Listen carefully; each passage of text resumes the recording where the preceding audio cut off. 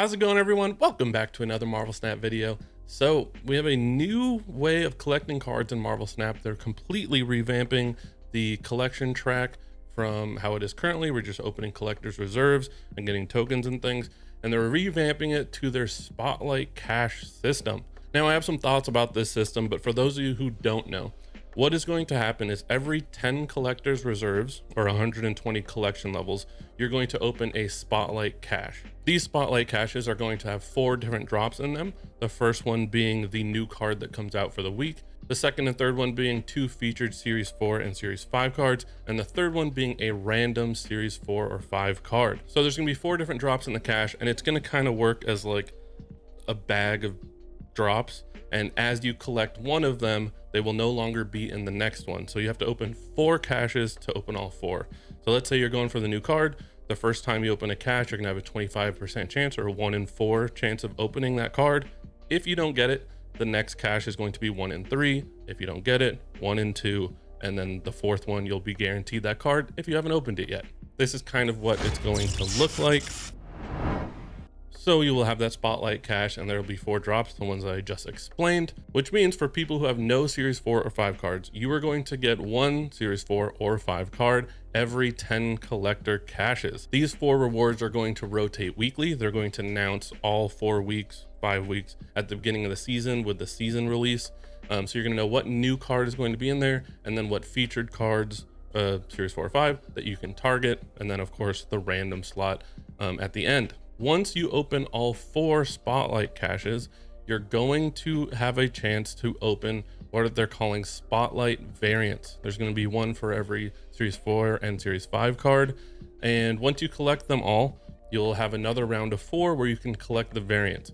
If you already own one of the cards, say in this case you already owned a null, on the first go around you're going to open the null variant, and you're not going to have to wait until the second time around. I actually don't know what happens if you already own null, you open the variant the first time and then you come around the second time. I'm not sure what you get, but the Spotlight variants are just going to be available through Spotlight Caches for an extended period of time. Eventually, I believe they're going to get released to the public to just buy in their shops and open randomly. But for a long period of time, these are just going to be available in Spotlight Caches.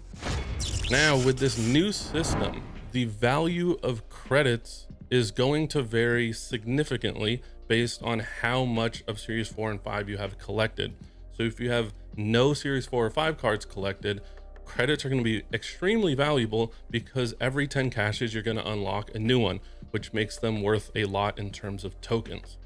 But if you're like me and some of other creators or people who have spent a little bit of money in the game, each of those Spotlight sets of caches is only going to have maybe just the new card for you. So credits are not going to be as valuable for us, and kind of makes credit value just fluctuate a lot, which makes the bundle breakdowns that I'm going to be doing a little bit more difficult to do. And then of course, in between these Spotlight Caches, you're going to get collector's reserves. The drops in the collector's reserves are changing as well, and they're going to work kind of the same as like bag of 9 drops, and the 9 that's in between, and you're going to get the same things every set of 9. So it's not like it was before where you have like a 25% chance to get tokens and you can get them repeatedly over and over. This is just a set of 9, and that set of 9 is going to include 2 Series 3 or below cards. If you're Series 3 complete, it's going to be 50 tokens for each one, so 100 total.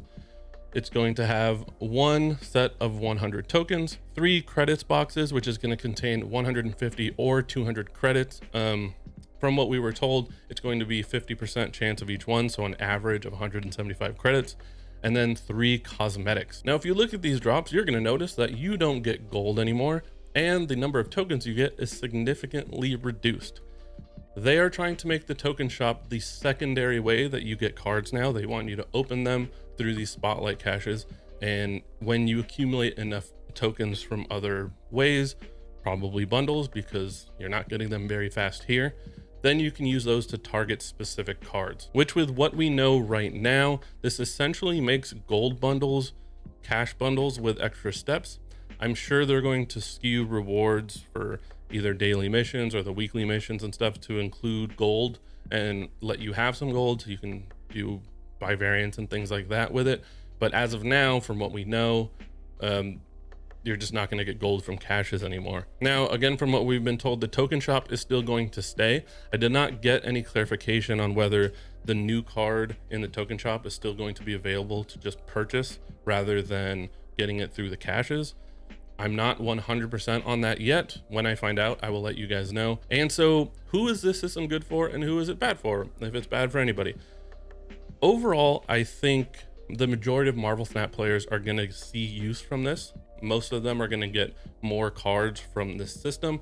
There is a small percentage, mainly like us content creators or people who have spent a lot of money in the game, who are going to see a significant drop in how many cards that they get. And the system takes away your ability to focus in on specific cards because you're not getting as many tokens to spend on specific cards. And because of how the cash system works, where you need 24,000 credits to guarantee that card pull for the week, you're kind of just relying on RNG to get you the card every week, which isn't great for content creators because we like making videos on the day that cards release. So it's going to be a little bit different there. I assume you're still going to be able to buy tokens from bundles, which will make them a little bit more valuable and be able to target the new cards with that. So hopefully we can kind of keep up. But essentially this system is really good for that person who is just now Series 3 complete and doesn't have any Series 4 or 5 cards. You're going to get a lot more Series 4 and 5. You're going to catch up very quickly. Up until a certain point where it becomes about the same rate. That happens at about 60% collection size. It becomes about the same rate as it is now. And anyone that's above that 60% is going to notice a significant drop in how many cards are able to target and how many cards are able to get. You're going to be getting a lot more variance for those people than you're probably used to. And a lot of your resources are going to be going towards those spotlight variants. So if you're a fan of variants, I guess it's not that big of a problem. But if you are like me and you like focusing on just progression, spending as little money as you can to get the most in terms of cards that come out, this is a little bit more difficult. You know, I own all cards except for Living Tribunal and Stegron. I do spend a good amount on the game, but not nearly as much as some of these other creators that are buying most of the bundles to do it. Which brings us to, do I like it? Selfish me says no, not a big fan of it. However, it is really good for the health of the game. I think for the majority of the player base, it's going to feel good to get more cards and it's going to be great. For some of us, it's going to feel worse, but if it means the game is healthier and does better, then I'm all for it. Which now leads us to, should you save your credits or spend them? I think if you are under like 60% collected of the Series 4 and Series 5 cards, if you're like under there, maybe under 50%, you should save your credits and just look to open them in these new caches that are coming out. If you are above that, I think tokens are a lot more valuable, and opening caches now to accumulate as many tokens as you can might be the move. You might be sacrificing a little bit of value, but it does give you that choice of where your resources go and that flexibility of where you want to direct them rather than relying on RNG. And then lastly, how does this affect my channel? It's just going to be a lot more difficult to evaluate bundles that have credits in them because it's so collection based. I think I figured out a way to do it for you guys that's easily understandable. We're not throwing so many numbers at you, but overall it is a little bit more difficult for me. I do like the system as a whole. For those of you who haven't seen my channel before, I do bundle breakdowns for every major bundle coming to Marvel Snap. So if you want to see those, consider subscribing. I also do deck videos and things. I've been slacking on those a little bit, but I will continue to do those. And as usual, if you love all things Marvel Snap, make sure you like and subscribe, hit the bell. See you in the next one.